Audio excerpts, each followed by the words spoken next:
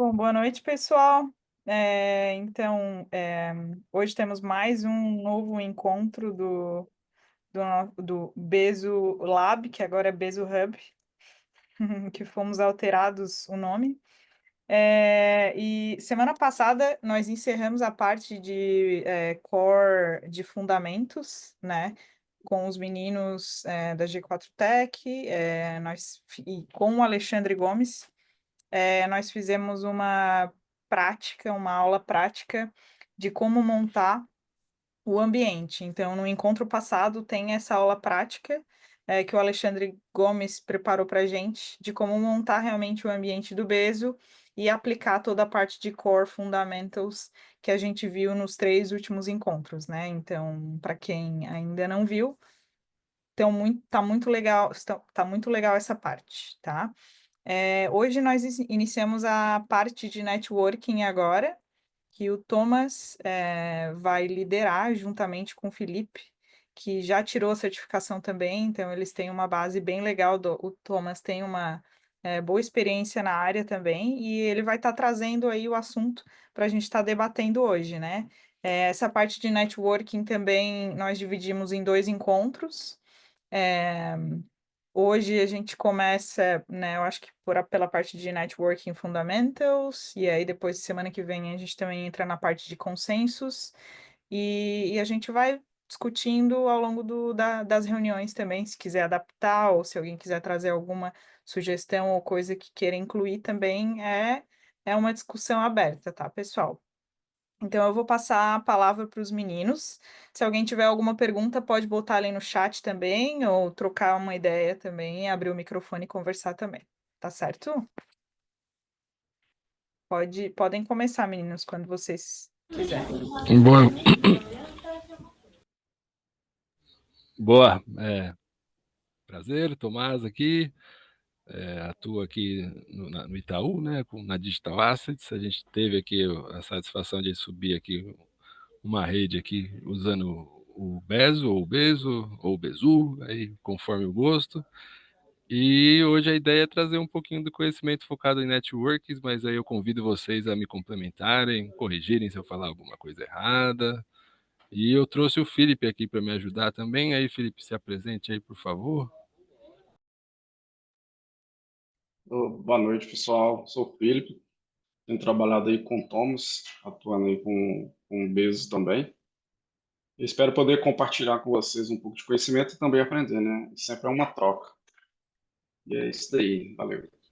Eu vou compartilhar a tela aqui, vocês me avisam se aparece aí, por favor.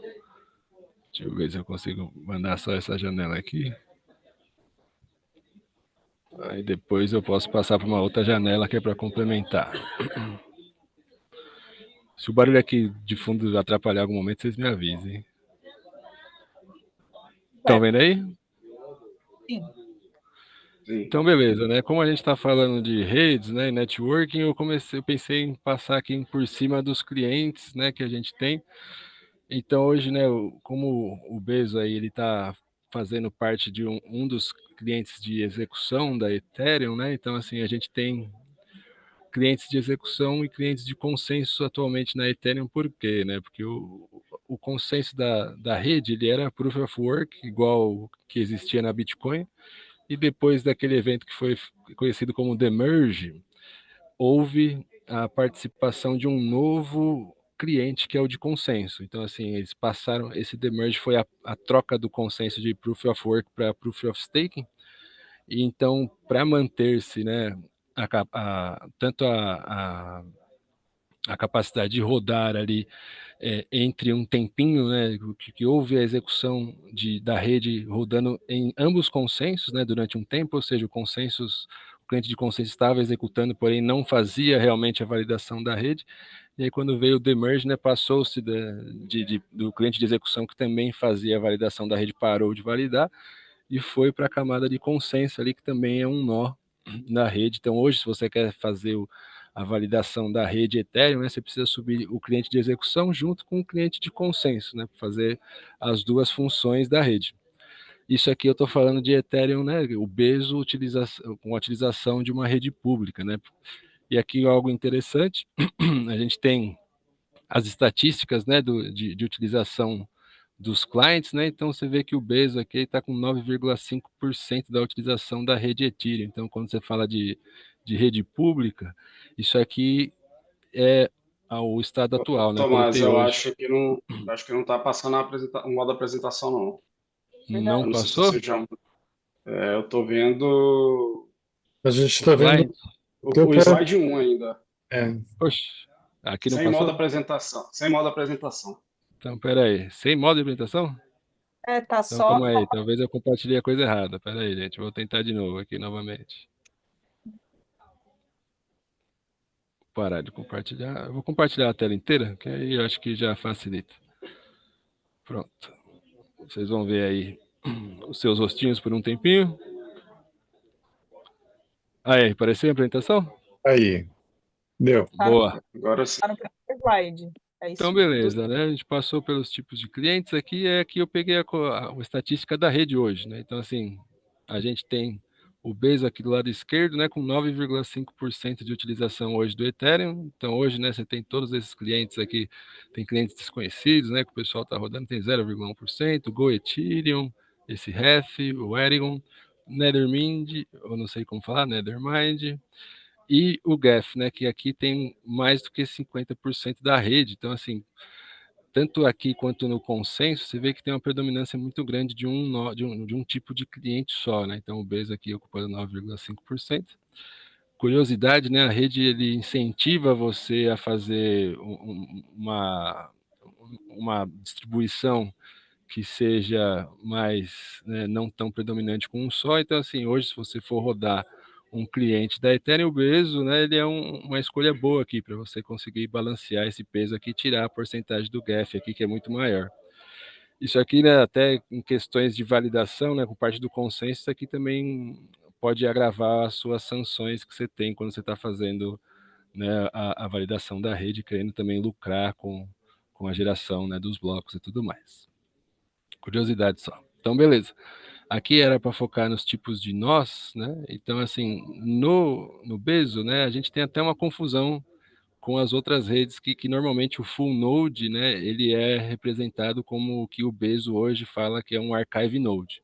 Ou seja, né, o full node aqui no Bezo, se for referenciar esse papel na Bitcoin, ele é o light node, né? Então ele é um nó que ele não armazena todos os estados, então assim, ele tem os estados atuais da rede, ou seja, eu consigo consultar o valor de uma carteira atualmente, consigo também fazer os papéis de assinatura e envio de transações, e ele também valida os dados, né, atuais dos smart contracts aqui que estão representados como DAP. Porém, ele tem ele não consegue servir as requisições que tem de histórico, né? Por exemplo, né, você quer o saldo de uma carteira num bloco específico que não é o atual, ele já não tem essa informação. Então, por isso que ele é um nó um pouco mais leve e você consegue, né, executá-lo sem ter tanta requisição, né, de máquina, né? Você vai ocupar tanto espaço e ainda assim você consegue executá-lo, né, enviando transações e tudo mais. Aqui estava representado no RPC Node, né, o Node na documentação da Mari. Então, assim, pô, se eu for fazer um nó que na verdade aí não vai servir para manter todos os dados históricos, mas eu quero um nó que se comunique com a rede, ele pode servir como um RPC, um nó de RPC, né, aquele nó que você atinge ele para enviar uma transação, né, e fazer consultas do estado atual na rede. E aí o Archive Node é o que a Bitcoin chama de Full Node, então sempre tem essa confusão no Bezo. Então, o Archive Node ele seria o nó que ele armazena desde o bloco Gênesis até os blocos que vão sendo criados na rede, então ele armazena todas as informações. Se você quiser um estado histórico, você consegue também através do Archive Node, e ele é muito utilizado também para fazer sincronização, né? Quando um nó entra na rede, ele tem alguns tipos de sincronização, e aí, né, aqui estão representadas com um tempo, né, mais ou menos, né, aproximado de quanto tempo ele leva para chegar no estado da rede. Então, assim, a gente tem o snap, e aí também tem a questão do uso de disco, né, que aqui está falando como médio, e o tempo de baixar esse cara está mais ou menos 1,5 dias. Né, você consegue sincronizar com o estado atual em 6 horas, ou seja, ele já consegue ser funcional, porém ele vai ainda reconstruindo os dados ali e até chegar no estado onde ele seria mais específico, demora 1,5 dias. Tem o checkpoint, né, que aí demora 5 horas para chegar no estado atual, porém 13 horas para ele finalizar essa sincronização, ou seja, né, pô, eu vou ligar esse cara, ele vai começar a sincronizar, ele vai baixar os dados da rede, e até ele ser utilizável, ele vai demorar 5 horas ali para ele ter o estado atual, e 13 horas para você ter terminar, né, o sincronismo dele. Porém, aqui o checkpoint ele tem uma utilização menor de disco, né? Então, dependendo da utilização que você quer fazer com um nó, e você não quer armazenar tanto espaço, o checkpoint pode ser uma boa. O FAST está sendo descontinuado, ou seja, as próximas versões da Ethereum pode ser que ele não seja utilizado, e aí ele tem o mesmo tempo, né, de chegar no estado atual, tanto quanto a finalização da sincronização, e ele leva aí um meio, né, uma média ocupação de disco. E aí tem o Full Node. O Full Node, né, hoje atualmente está levando semanas para eu sincronizar esse cara na Ethereum, né? Se eu for usar numa rede privada, ele vai ser a mesma, similar a os funcionamentos, né, dos tipos de sincronismo, porém vai se reduzir às informações que você tem na sua rede. Então, aqui eu acho que é uma parte importante para a gente continuar a explicação, que a gente tem aqui uma árvore, né? Então, uma árvore, quando a gente fala de leaf nodes, seria os nós finais, aí não tem filho, né? Se eu agora eu vou referenciar branch nodes, seria qualquer um desses nós intermediários, né? Ele tem no mínimo um filho, e aí é importante, né? Os dados atuais, eles vão acabar sempre em leaf nodes, né? Pô, é o último dado que tem ali e ainda não tem nenhum filho, né? Quando vier o próximo dado, ele vai criar um filho a partir desse dado para continuar armazenamento. Isso aqui é importante por causa dos métodos de sincronismo. Então, o Snap Sync, que é aquele primeiro que a gente viu, né, que ele, pô, demora 6 horas e tal, ele tem uma propriedade de ele vai primeiro montar o estado atual. Você viu que a gente tem uma diferença, né? Pô, esse carinha aqui, diferente do Fast, né, ele consegue montar o estado atual antes dele finalizar a sincronização, porque ele tem uma dinâmica de baixar os dados atuais, ou seja, esses leaf nodes, né? Então ele vai baixar todas as informações da árvore que são folhas, né?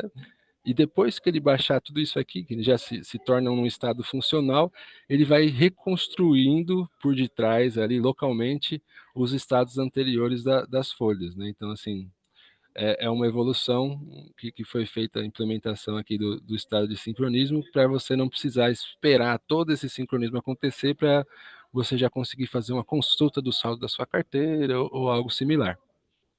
Esses nós eles utilizam, né, o peer-to-peer, ou seja, a comunicação um nó entre o outro, e eles vão se conversando para baixar essas informações. Então, normalmente esse archive node ali ele consegue ter todas as informações. Porém, né, os outros nós também servem também para você ir buscando essas informações que vão sendo realizadas na comunicação entre os nós. Aí o checkpoint ele é similar ao Snap Sync, só que ele tem uma configuração de limite do que você quer armazenar, ou seja, pô, você consegue configurar assim, pô, eu quero ter as informações só do nó X. Então, hoje, imagina que você tem uma rede que está no nó 10, você fala, pô, eu não quero as informações prévias, né, anteriores ao nó 5, porque de repente eu tenho um smart contract que eu sou interessadíssimo, que só entrou no bloco 5 da rede, né, estou fazendo números pequenos para facilitar, mas normalmente esses números são gigantescos, e aí o checkpoint ele vai ter o mesmo esquema de sincronismo, né, vai pegar os leafs lá e depois vai remontando ali os estados localmente, porém você reduz o espaço de armazenamento, porque de repente é algo que você não vai precisar, né, do bloco 5 para trás, aquele smart contract que é tão importante para você, não existia, então você fala, pô, nem quero mais a informação que está antes disso, e aí você consegue configurar, né? Aqui eu coloquei um detalhe que quando você está na Ethereum e na Holesk, que é a testnet da Ethereum, né? Ele já tem uma configuração pré-determinada. Se você colocar esse checkpoint sync lá, ele vai escolher um bloco específico para fazer a configuração, para fazer o download, né? Porém, você consegue configurá-lo no Genesis Bloco. Então, você faz lá uma configuração que está igual embaixo aí, pô, eu quero um hash, o número do bloco que eu quero começar é esse aí, e aí ele faz o sincronismo, né, daquela forma de árvore, porém ele só vai pegar de um bloco X para frente. E aí tem o full sync, que é aquele cara do Archive Node, né? Então, pô, eu quero tudo. Então, esse cara aqui, ele vai lá desde o bloco Gênesis e ele vai tentar montar todos os estados intermediários que aconteceram na rede até chegar nos blocos que estão sendo criados e continuar o sincronismo a partir daí. Como eu estou novo aqui, eu não sei qual que é a dinâmica que vocês faziam. Eu não sei se eu paro agora, a gente conversa, eu continuo. Aqui ainda tem mais um materialzinho, então eu vou passar tudo aqui, que é a lei dos 5 segundos, ninguém respondeu, eu continuo. Então, um dos assuntos que a gente estava falando, pode me interromper aí, hein? Um dos assuntos que estava aqui listadinho para eu falar é sobre o discovery dos nós, né? Então a gente tem lá o full node, o archive node, que são os tipos de armazenamento, né, e os tipos de sincronismo que tem na rede do Bezo. Só que aí a gente fala agora sobre discovery, né? Pô, se eu estou numa rede blockchain, normalmente, né, eu converso peer-to-peer com o máximo de nós que eu conseguir encontrar. Então, hoje, se eu quero um novo nó entrar na rede, eu preciso ter a informação de um boot node. Então, um boot node ele é uma configuração que você faz. Ele pode ser um validador ou não, né? Mas ele tem que vir configurado com essa característica de boot node. O boot node, o que que ele vai fazer? Ele vai ser o responsável por avisar quais são os blocos que estão na rede e autenticar um novo nó. Eu falei blocos, mas eu queria dizer nó, né? Então ele vai identificar quais são os nós que estão na rede e vai também autenticar esse novo nó entrante na rede, né? Então, como a gente fala, quando a gente tem uma rede privada, a gente pode ter a configuração de quais nós são permitidos ou não, porém a questão do discovery é similar, né? Imagina que você está aqui numa rede privada, possivelmente você tem nós estáticos, que também é uma característica, ou seja, pô, eu vou definir uma lista de nós que eu consigo me comunicar, ou não, né? Ou você fala, pô, eu vou colocar nós aqui, que de repente eu tenho aqui um parceiro meu que vai poder subir quantos nós ele quiser, até mesmo por causa de demanda, né? Então, como a gente conhece, né, os nós, ele tem, ou talvez não conheça, né, mas os nós, ele tem uma capacidade limitada ali de trabalhar com transações e você tem ali um throughput bem específico que não é tão grande quando a gente pensa nas tecnologias atuais, né? Por exemplo, o Pix lá que dá né, vários milhões aí tem um TPS absurdo. Aqui a gente na tecnologia blockchain a gente não tem essa característica de ser muito amigável para throughputs bem expressivos, né? Então, de repente, você quer ter uma rede ali que comporte várias transações, você pode escalar, né? Quantos RPC nodes você quiser. O RPC node eu coloquei aqui embaixo. Aqui poderia ser, né, por exemplo, aquele do Snap Sync ou um Checkpoint Sync, que seria né, um nozinho leve que eu quero usá-lo apenas para receber transações, não necessariamente eu quero que ele valide, porém eu quero que ele pegue aqui e transmita as transações para a rede, né? Eu coloquei umas setinhas aqui identificando que cada nó desses aqui estariam interligado com os outros três. Eu não coloquei das outras para que ia ficar meio bagunçado, mas o comportamento é o mesmo, né? Todos os outros nós normalmente tende a se comunicar com todos eles, especificamente assim quando está pequenininho. Na rede pública, nem sempre, né? Como tem todos os nós aí da rede, você se comunica com aqueles que você consegue enxergar e consegue comunicar. Então vamos lá, né? O Discovery, né? O novo nó vai entrar na rede. Aqui eu apontei para ele para um boot node e eu coloquei que ele é um validador também para falar, pô, esse cara pode ser os dois, né? Não necessariamente eu preciso ter um nó que seja somente boot node. Aí ele retorna aqui uma lista de nós. Aí ele fala, pô, ó, você que está entrando na rede, eu tenho essa lista de nós que eu conheço, então vai lá e se comunica com eles. Aí ele vai começar a fazer um discovery, né? Então, nesse retorno aqui do conheço esses nós, ele traz uma característica aqui da rede que chama enode, né? Que seria basicamente um identificador de rede dentro da rede do Bezo aqui, do Ethereum e tudo mais. Então esse Node, né, ele é como se fosse um protocolo de comunicação aqui específico do Ethereum, né? Lembrando que o Bezo é um cliente Ethereum, traz essas similaridades. E aí nessa parte do discovery, é interessante falar que ele é um protocolo UDP, né? Então assim, é um protocolo mais leve, né? Não tem as validações de pacotes, né? Igual o TCP tem. Ele só vai mandar informações adiante e ele não garante que chega nem nada. Porém, como a gente está falando de discovery e a blockchain ela é constantemente se comunicável, né? Os nós eles se comunicam o tempo todo entre si. fazendo uma espécie de ping-pong, e até como fala, nos logs lá, é literalmente isso que aparece, né? O ping no 1, aí vem o pong no não sei o que lá, então eles ficam fazendo um ping-pong para falar, pô, você tá aí ainda? Não, eu tô aqui ainda, beleza. Então, depois que ele trouxe, né, aquela lista de nós, ele traz um monte desses enodes aqui que está aqui embaixo. Então, assim, esse enode, ele é composto pela chave pública do nó que você quer atingir, e o endereço de IP e a porta. Então, basicamente, é uma forma de falar, ó, vai lá, agora você conhece esse nó aqui, eu vou te retornar uma informação, e essa informação é esse tal do enode, e o enode, ele vai falar assim, pô, beleza, né, isso aqui é o caminho que você chega nesse outro nó. Então, baseado numa lista de enodes que ele retorna do bootnode, esse nosso nó entrante, ele vai fazer esse mesmo esqueminha que está aqui com o do validador, ele vai começar a trafegar essas setinhas para todos os outros nós. Então vai vir uma setinha para cá para o validador, ele vai bater no validador 3, ou se tiver um RPC, ele vai bater nesse RPC e assim por diante. Então, perdão, uma característica interessante é que ele não aceita DNS. Então, assim, pô, quando você tem ali um nome DNS, né, que a gente sempre facilita, isso aqui facilita pra caramba quando a gente vai criar uma rede aqui, né, você fala, pô, coloca um DNS, que aí se mudar a máquina aqui de baixo, né, eu consigo também apontar para essa nova máquina que está sobre o DNS. Porém, o Enode, ele é sensível a isso. Então, você coloca um roteamento lá de DNS, ele acaba não sincronizando. Existe uma feature que no momento que eu usei a rede estava em beta, que é particular ao Kubernetes, que é né, um gerenciador de containers ali, que ele tinha uma característica de suportar DNS. Porém, a gente não foi tão bem sucedido, não. A gente começou a ver que os nós se perdiam, tinha nó que sincronizava, às vezes não, sumia os nós do sincronismo, sumiu, eu quero dizer assim, pô, você olhava num nó e estava com 10 parceiros, né? Aí você olhava lá e estava com 8 parceiros, às vezes voltava 9. Então, o DNS, a gente comprovou que ele é meio que não é muito amigável aqui para a gente rodar o Bezo na rede.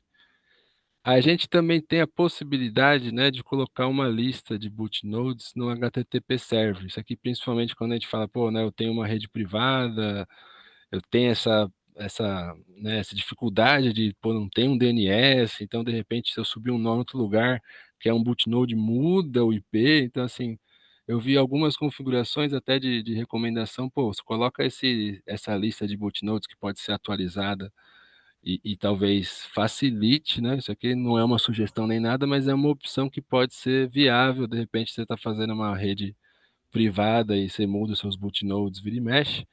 Talvez você poderia configurar aqui alguma coisa que busca esses bootnodes em um HTTP server, depois ele configura o seu nó antes dele subir. Então, assim, era uma recomendação que eu vi pela internet ali, eu achei interessante trazer também, porque normalmente essa informação do bootnode é estática, né? Se você mudar o bootnode, você tem que avisar esse novo nó de alguma forma. Então já vi algumas abordagens fazendo isso aí, joga no S3 lá na AWS, um negócio qualquer.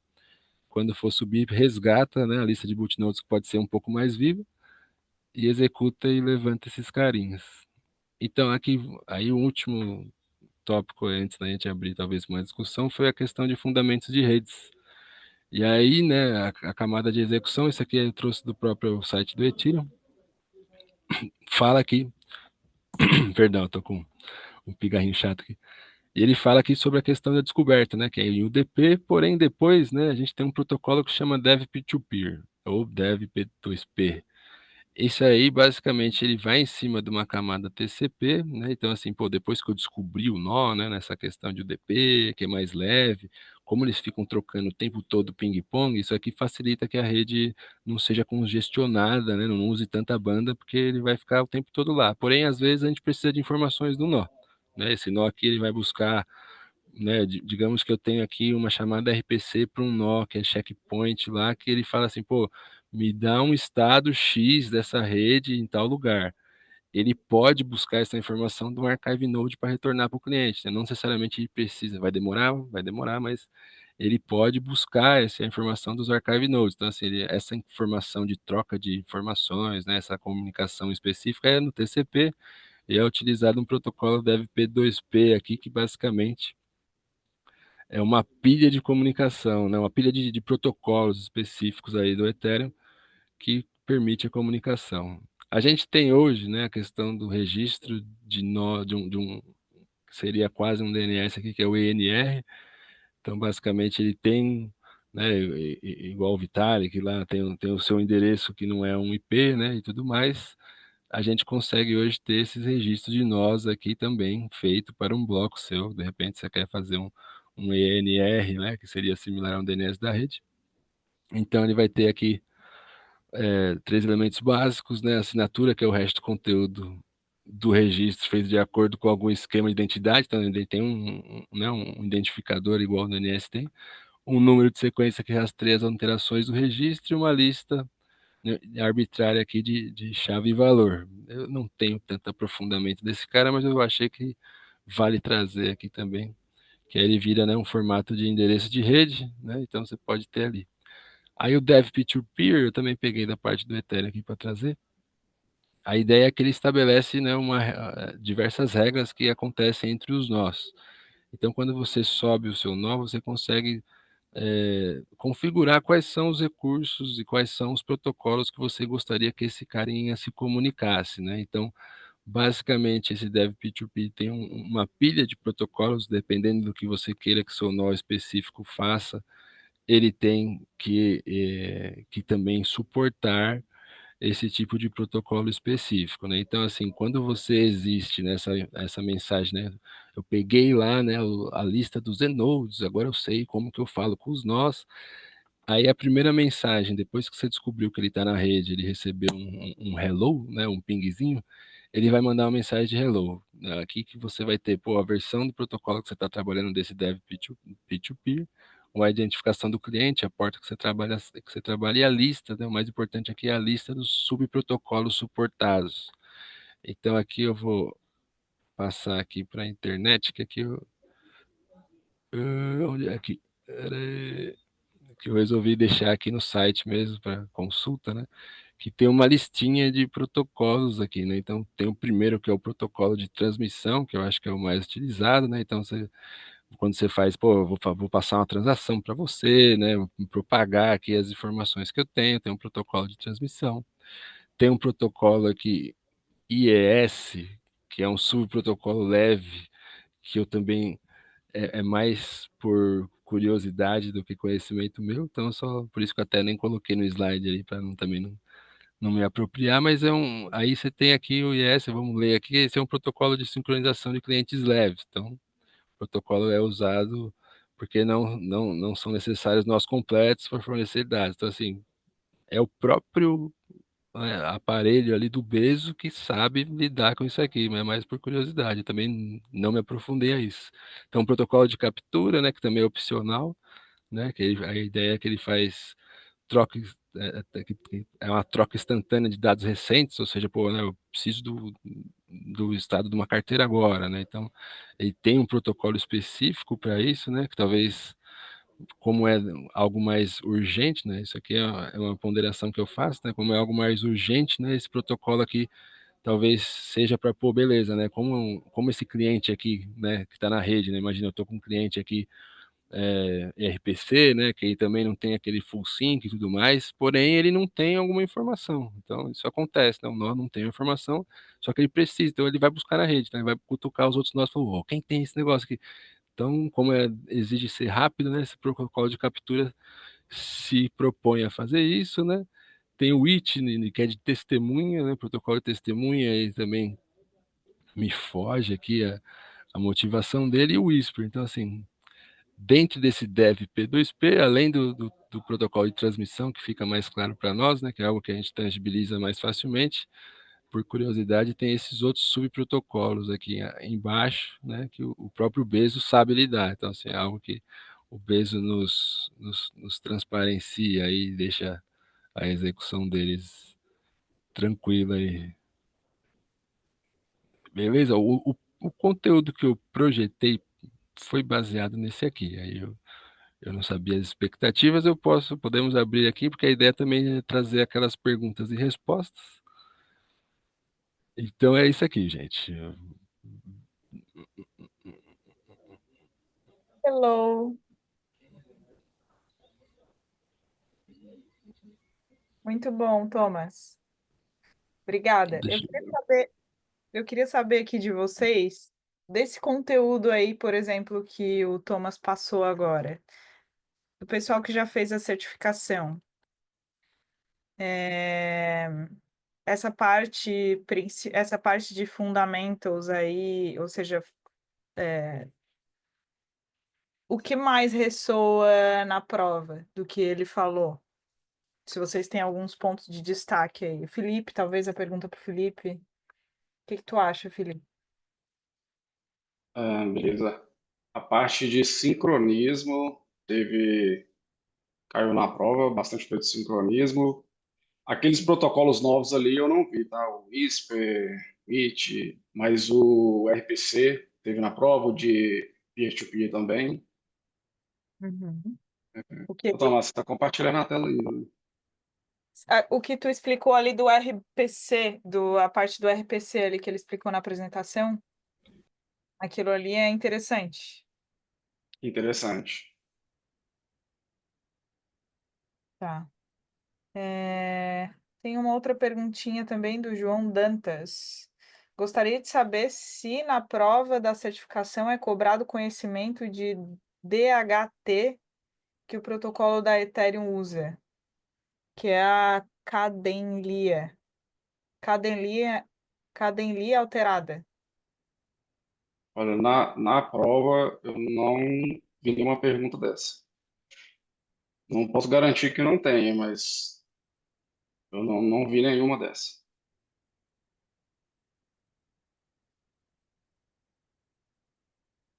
Entendi. É, alguma Só dúvida sobre o que foi comentado também? Fique à vontade de conversar aqui conosco aqui, porque de repente a gente pode explorar mais alguma coisa. O José está com a mão levantada aí, o senhor José. Eu queria perguntar da experiência que vocês têm, não só da prova, mas em relação àquela questão do discovery dos nós. Quando a gente está numa rede permissionada, a tendência é a gente ter menos nós, menos volume. Mas quando a gente está numa rede, integrando com uma rede pública, a quantidade pode ser muito grande, né?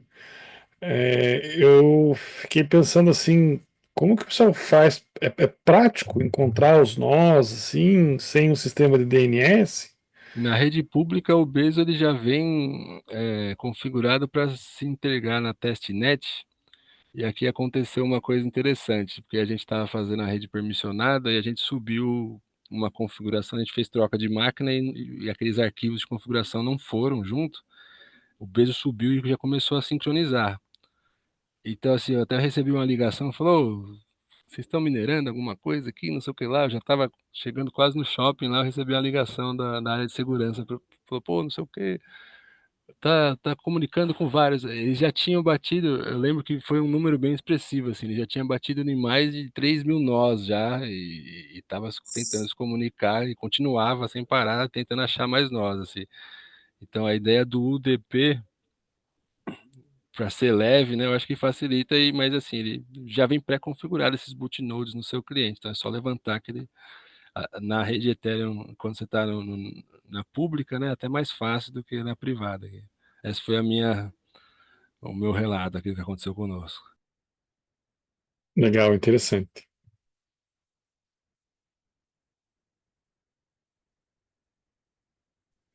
É, Thomas, eu achei bacana essa parte dessa de discovery, assim, até que o José ele comentou ali. Porque acaba sendo uma prática, né? Usar DNS, justamente quando você vai fazer publicação, né? Então, agradeço ter compartilhado isso, né? Porque acaba sendo uma boa prática, né? Não usar IP, não usar sempre DNS, né? Mas bom saber, assim, que não teve uma performance tão boa assim, né? Ainda mais vindo de vocês na prática, assim. Isso, eu acho que ajudou muito, assim. Só isso já valeu a aula aí, Thomas. Uhum. Ah, que isso, cara. Fico até constrangido aqui com esse elogio. Muito obrigado, senhor Leandro. Você é uma pessoa muito querida. Mas isso aí a gente não conseguiu fazer a utilização, não. A gente viu que a configuração lá estava em testes, né? Mas a gente teve, e aí porque a gente gostaria de, né, tentar usar uns containers e tudo mais, ainda mais que tinha bastante na internet, né, especificação do Kubernetes. No final das contas, a gente não conseguiu pelo DNS e a gente utilizou o Kubernetes sim, porque estava ali para uma facilidade para quando o nó cair subir. Porém, a gente usou tudo aquele stateful set, que é uma característica do Kubernetes quando você faz um nó estático, assim. Ele não tem aquele service discovery por trás, né? Ou seja, né, não tem um DNS que quando sobe um outro nó ele já sabe servir. Isso aí não funcionou para nós, tá? E até eu até entrei junto com o time lá do Bezo lá como fala naquele aplicativinho lá de comunicação, pô, me fugiu o nome aqui, que todo Discord? mundo Slack? usa. É o Slack? Discord, é boa, o Ah, Discord. Discord. Entrei no Discord lá Discord. e conversei com a rede lá, o pessoal me sugeriu isso aí. Falou, meu, melhor você utilizar ele estático mesmo. Porque aí quando a gente colocou estático, os nós se mantiveram estáveis, né? Todo mundo se comunicava com todo mundo. Funcionou o negócio do DNS, porém não fazia, né, a comunicação de todos os nós. E aí começava a sumir os nós lá. Então foi uma. Aí pode ser também um pouco da nossa, né, configuração aqui, mas enfim, para nós não funcionou.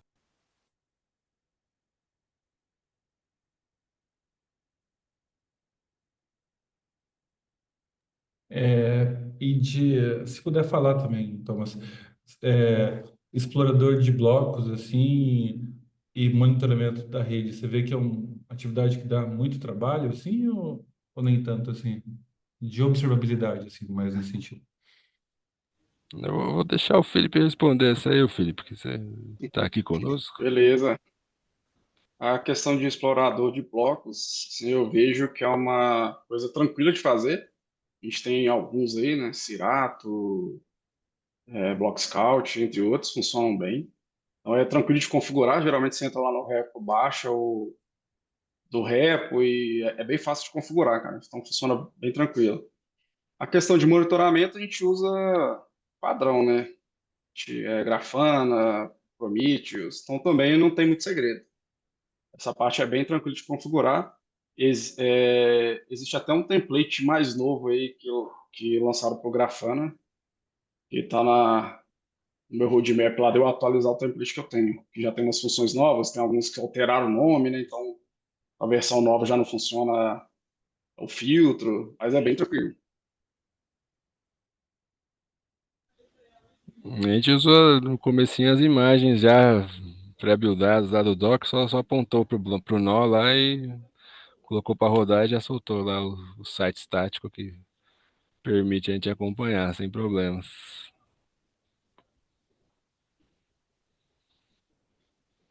Eu queria perguntar na prova para o Felipe que fez. A prova ela traz muitos parâmetros específicos assim. A gente precisa ir a fundo no detalhe ou uma visão mais geral de rede Ethereum e de Bezo já dá conta? A maior parte da prova ela foi mais geral, mas algumas partes perguntavam coisas mais específicas. Mas assim, por alto, se a pessoa ler a documentação, ela vai e fizer alguma prática, ela vai conseguir bem na prova. Então, assim, Legal. muita coisa da documentação está lá. Como a prova ela foi bem mais simplista, assim, né? Minha percepção é que ela foi uma prova. Se eu fosse dividir em categorias, seria uma prova básica. A prova. Mas tu fez a. Mas não sei se pode ser alterada agora, né? Porque tu fez a versão beta, correto? Eu fiz a beta. 125 questões, alguma coisa assim. 125? Era bastante. Era Quanto tempo de prova que foi? menos de 1 minuto por questão. Agora eu esqueci o tempo, mas era menos de 1 minuto. Ah, tu tem tempo para responder cada pergunta? Você tem um tempo geral, né, da prova. Tem o tempo Acho que é geral, umas né? 2 horas, né? Acho que é umas 2 horas. Acho que foi isso mesmo, né? Era 120 É. minutos, só que tinha mais de 120 questões. Era Mas 2 horas, eu como. acho. É isso mesmo. Mas como a questão era. A pergunta não era muito grande, nem a resposta também, então deu tempo de fazer, ainda sobrou um pouquinho de tempo. Aham. E em Mas relação. foi uma prova básica, né? Conhecimentos básicos ali, que tá tudo na documentação. Sim, sim. É, em relação à aplicabilidade, ou seja, tu falou, tem que ter alguma prática, né? Dessa parte de networking seria então o quê? Ali configurar. É até uma pergunta que eu tenho ainda meio leiga, Uhum, né? Sou nada especialista nessa área, mas por exemplo, essa parte ali a configuração do bootnode, ou o que seja, ali tu faz no Genesis File, né? Tem o uhum. slide do- que o Thomas mostrou ali. É aquela parte ali, configuração do bootnode, o que que é assim? Olha, o ponto específico que me ajudou à prática, agora eu não lembro. Mas teve ponto que na hora da prova que eu li, a prática que me ajudou a responder. Se eu não tivesse a prática, provavelmente eu ia ter que chutar a resposta. Mas agora eu não lembro específico. Talvez uma parte de comando, para você habilitar um, agora fugiu o nome, o RPC, qual que é o comando? Teve algumas coisas assim, então tem que ter a prática, né? Você tem que ter, porque é difícil a gente ler algum comando assim e decorar, né? Ainda mais que a documentação é bem grande. Então teve Sim. algumas coisas desse tipo que foi a prática. Isso aí é interessante, né? Tipo, como habilitar o RPC? Como? Né? Aí veio o comandinho lá, você passa o comandinho e habilita o RPC. Foi um que eu lembrei agora. Ah, uhum. Mas caiu algumas coisas que eram de configuração simples. Então, que só de documentação é difícil de guardar, tem que ter um pouquinho de prática.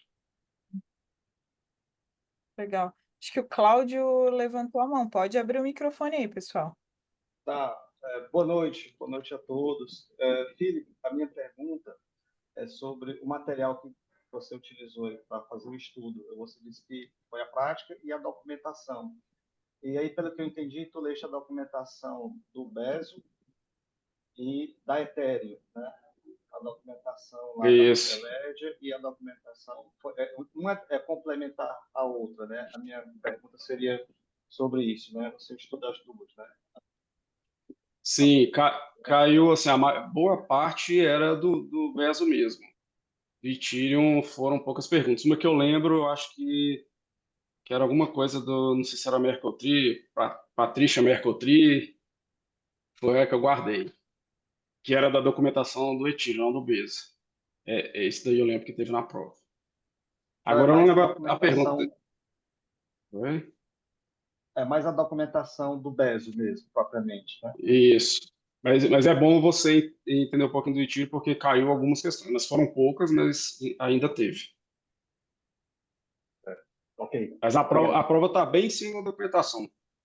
Você lendo a documentação ali toda, você vai.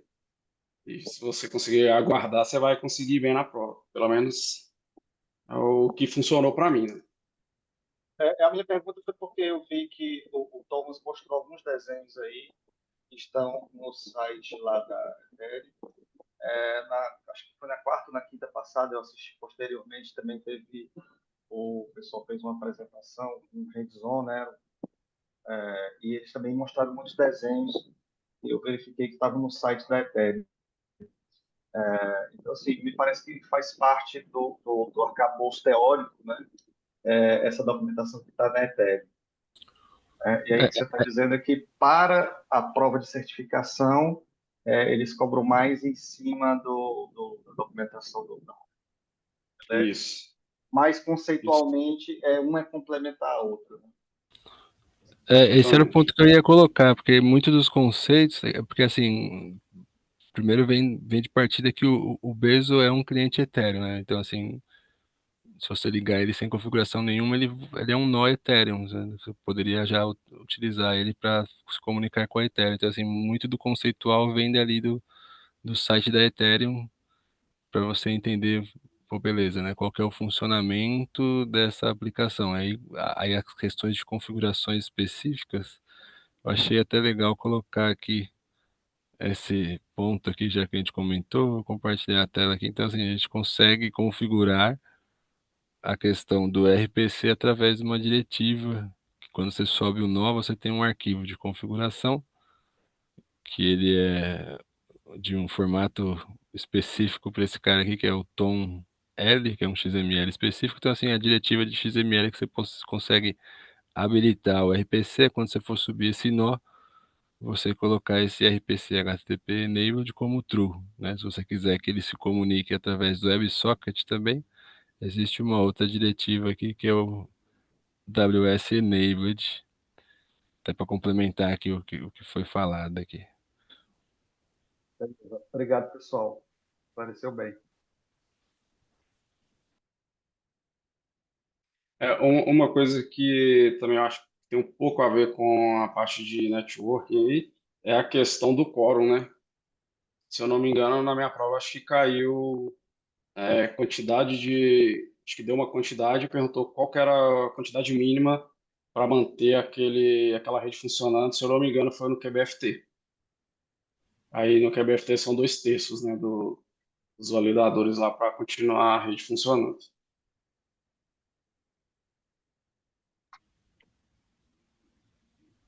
Muito bom.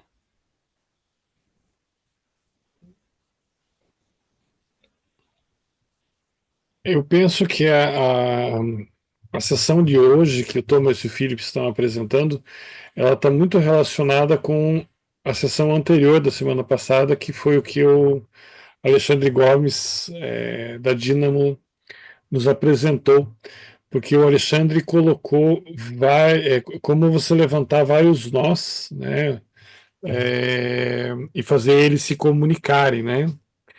Aí a gente pode ver esses comandos que o Thomas acabou de mostrar, né?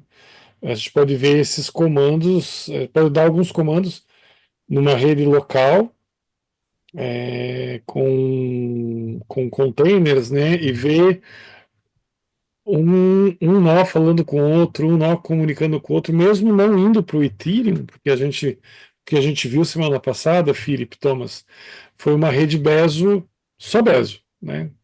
Levantando quatro nós ali e comunicando. Mas eu acho que dá para a gente fazer algumas simulações, alguns testes com essa rede, principalmente para aqueles que não estão trabalhando com isso no cotidiano, que você, Thomas e Felipe, vivem isso no dia a dia, implementam nó, derrubam nó, levantam tal. Os nossos outros colegas aqui não necessariamente estão nessa prática do dia a dia, né, Mari? Isso seria interessante, né? Talvez a gente pegar, rodar aquele mesmo ambiente, ou seja, que o pessoal faça aquele mesmo ambiente do workshop que a gente teve semana passada, e talvez rodar uns comandinhos, né? Talvez na semana que vem, ou eu acho legal. Legal, eu não vi a da semana passada, mas quando você pesquisa lá a implementação do Bezos, por exemplo, a que eu mais trabalho é com a rede permissionada, você tem já um quórum pronto. Você já baixa todos os scripts e você dá um play, ele consegue rodar na sua rede, na sua casa, todos os nós, aí dá para brincar. Inclusive, ele sobe até com Block Scout, eu não lembro se é Block Scout mesmo, mas ele sobe com explorador de blocos, com métrica, sobe com grafana. Então, é bem legal para a primeira experiência de quem ainda não subiu. Subir com esse quórum, que agora eu esqueci o outro nome, são dois nomes, e já conseguir brincar, tentar executar um comando. Tem vários comandinhos que você pode dar lá, chamar o RPC para ver todos os nós da rede, e etc. Então é bem legal para a primeira experiência, né? Que você não precisa saber configurar nada. Você sobe e vai testando lá as chamadas, vendo como é que interage um com o outro. Então, é bem legal. Só tem que ter um PC bom, porque consome muito recurso. Entendi. Eu fui validar a informação do mínimo também que eu tinha na cabeça. Então, você está rodando uma rede privada com QBFT, você precisa de no mínimo 4 validadores.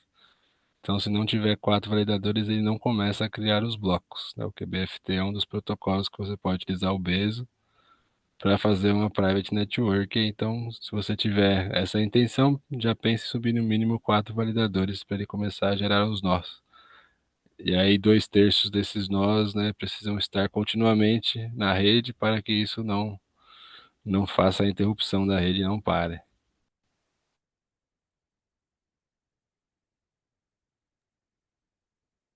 Muito bom. Tem uma pergunta do Alessandro. Não entendi onde conseguimos esse passo a passo para subir a rede local. Se depois a gente puder compartilhar, ou não sei se é possível na semana que vem, de repente, a gente fazer um quick demo. Mas de qualquer forma, se puder passar onde o Felipe comentou, né? Onde que a gente consegue esse passo a passo para subir a rede local. Será que o Alessandro Maeda não está perguntando da aula do Alexandre Gomes? Que a gente configurou os nós para fazer? Mas também. É, eu não sei, eu não entendi bem a pergunta. Oi, boa Ah, o noite. Felipe já colocou. Oi, aí, Felipe. Não, é sobre dessa aula mesmo que o Felipe comentou agora. Ah, tá. Ó, o Felipe mandou esse link aí, o Felipe. Senhor Felipe. Ah, maravilha. É esse link aí, ó, Forum Developer Start. Acho que você pode seguir o passo a passo aí, que ele deve subir a rede inteira. Aí dá para brincar aí com os nós, entender como é que funciona. Eu acho. Maravilha. Ou eu acho que isso aqui não. Semana passada, não sei se vai trabalhar toda a parte de networking, né? Mas na aula passada, tu assistiu, Alessandro, a aula passada em que nós fizemos a Sim, prática? sim, Ah, tá. sim, assisti. Não sei se eu tenho que depois consultar com os universitários para saber se a gente pode incrementar o demo da semana passada e talvez fazer uma prática essa parte de networking ou só configura por aqui. Dá uma olhada. E a ideia aqui era dividir o conteúdo em 2 sessões. Eu tentei abranger os conteúdos que estava planejado para essa sessão de maneira simples, mas a gente pode tentar estruturar uma para a semana que vem, mais específica ali, que conclua com os conteúdos que a Mariana propôs para nós aqui. Não, mas tá ótimo. Tipo, explicou os fundamentos, né? O básico, a questão da comunicação dos nodes. Tá bom, eu acho que se a gente seguir por aí e, e a gente traz mais essas questões, talvez, né, alguma questão prática ou alguns comandos rodando, ou, enfim, a parte de consensos na semana que vem. Mas tá ótimo, meninos. Muito obrigado, viu, pelo convite aí de vocês. Se o pessoal quiser comentar mais alguma coisa também, fiquem à vontade, gente. Tá. Só queria comentar assim, o pessoal apertar muito o Tomás ali, porque ele liderou a equipe que subiu o primeiro nó lá do Drex, né? Então, o Thomas é histórico, né? Muito humilde aí sempre, né? Mas vamos apertar ele, que tem muito conteúdo aí. Ele sabe É? demais, sabe demais. Ah, o menino é Thomas é fera. muito gente boa, gente. O Thomas é parceiro aí de tanto tempo, é muito gente boa. Valeu, Thomas, muito bom. E muito Valeu obrigado que você demais. trouxe o Felipe. É? Valeu, Thomas. Valeu demais, obrigado, gente. O Felipe continua aqui na missão aqui. Depois de subir o primeiro nó, agora o Felipe que tá mandando ver aqui na continuação da história aqui.